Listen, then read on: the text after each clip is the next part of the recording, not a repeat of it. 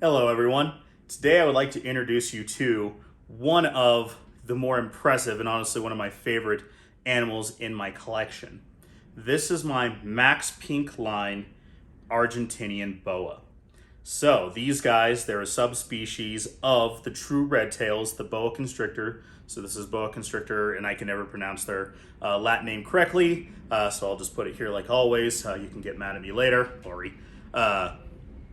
And these guys are amazing. They're one of the more heavy-bodied boas, and they average one of the larger ones too. They're very slow growers, but large females. Those are the ones that you often find in that 8 to 10 foot range, much more often than any of those other ones. They're not the longest ones. Those are usually reserved for like the more northern South American species, subspecies, the constrictors. But these guys do get very large, and they tend to be a little bit more heavy-bodied, like I said, because they tend to hang out on the ground a little bit more often, but not all the time. They still definitely climb. These guys are the southernmost reaching of any boa species, Old World or New World. They lived obviously in Argentina and the Chaco region, but they will go down pretty far south. Not near Antarctica south, but they do get pretty far south. So these guys actually will tolerate and even seem to prefer slightly cooler temperatures, definitely in particular times of the year. The Maxx Pink line, because that's kind of the important part, is a particular line bred trait that was made famous by Ancient Productions down in Florida, or Reproductions, I'm so sorry, Bob, who is an amazing wealth of information. He's had a closed collection for quite some time, and he's essentially just been working on line breeding the Argentine boas, as well as a few short-tail pythons, which is really cool. He's developed this line. It's called Maxx Pink, where it highlights in some animals these natural peachy, red, and peaked coloration to try to get that as much as possible.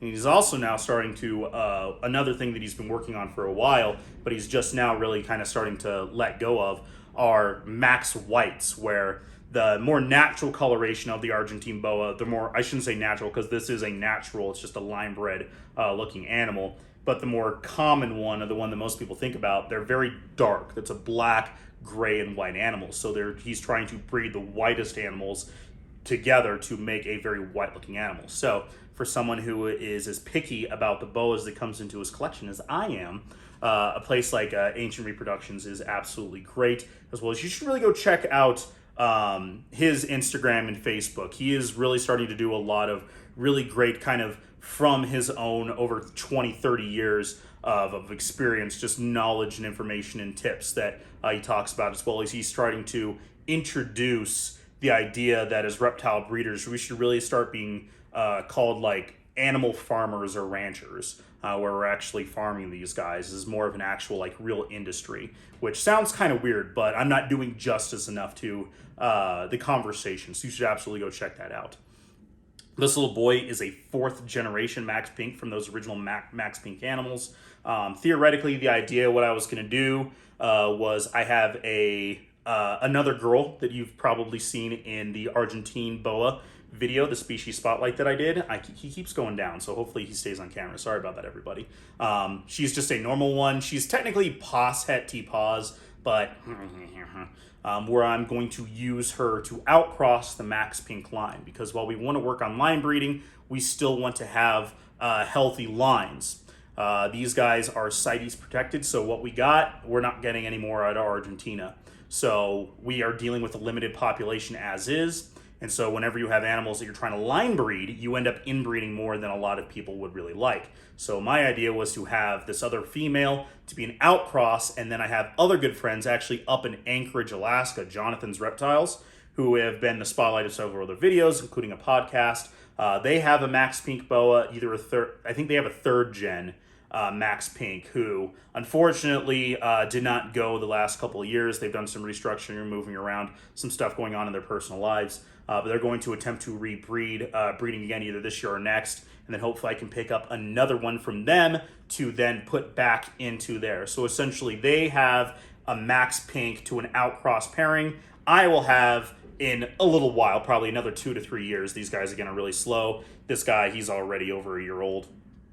And essentially one Maxx Pink outcross, another Maxx outcross, another Maxx Pink outcross, and then I will put them together. and then go from there. And that's kind of my goal for breeding these guys as far as locality goes. I don't have too many locality boas going. Right now, I technically have a 1.2 going. Severus, the big one, who's more purple. I have Yamato, who is a little bit more silver, that more classic Suriname look. Sorry, I switched over. I know I'm supposed to be talking about this guy. And then we have another girl, which at some point I will introduce you all to, because Athena is technically a rescue/surrender. And I know the guy who I got her from, supposedly, I know he's subscribed. I don't know if he's still watching anymore. I'm sure he'd love an update for that. So eventually I'll probably introduce her to you guys, just like I'm doing with all the other animals. But today I just want to introduce these guys. Such an amazing, amazing animal. For all of you who've been following along for a while, you might recognize Blue, who is our Argentine Bolivian silverback cross, sometimes called the short-tail boa, where you can definitely see the similarities between the pure Argentine boa versus that hybrid that we have as well. If you want, you can absolutely go check that out. She's on this playlist already, the All of My Reptiles playlist. So I just wanted to introduce this guy to you guys. And just say how amazing and cool this little animal is, how amazing this species is. I know I've said it probably a dozen times, but boa was not my first reptile. It wasn't even my second reptile, but it was definitely the one that really made me fall in love with keeping these guys. And I would be hard pressed to say that if I could ever work with one kind of snake, it would either have to be boas, specifically like the boa constrictors and the emperor otters, or the pituophis, the bulls, the pines, and the gophers. I honestly don't know which I could do because I just love them both so much. So hopefully you guys enjoyed today's video. You got to see a really cool and amazing, beautiful animal that hopefully one of these days he will be a daddy for some really, really cool locality projects. So if you want to check out the full playlist and see out the rest of my animals, or if there's anything else you want to see me talk about, hear me talk about, or show off, let me know down in the comments. Hope everyone's having a great day, and we will check you next time.